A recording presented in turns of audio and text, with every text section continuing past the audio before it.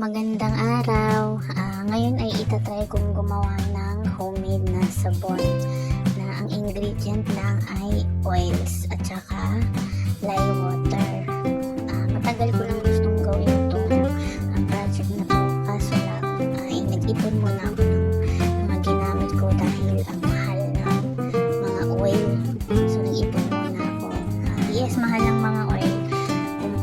Pero kung isusumahin mo naman yung magiging ang kalalabasan na ginawa mong sabon is parehas lang siya sa presyo ng nabibili sa grocery.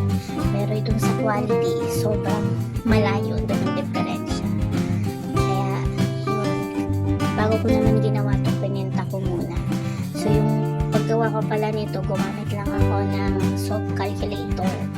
May nada-download naman na app nun para makwenta mo yung lye na gagamitin mo sa mga oil.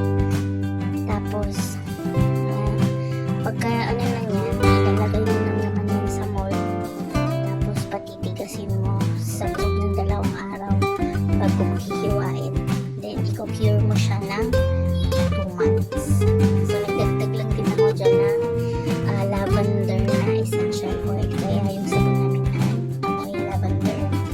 So ayan, lahat yan ay natural at safe yan isabon sa ating mga private area. At kahit sa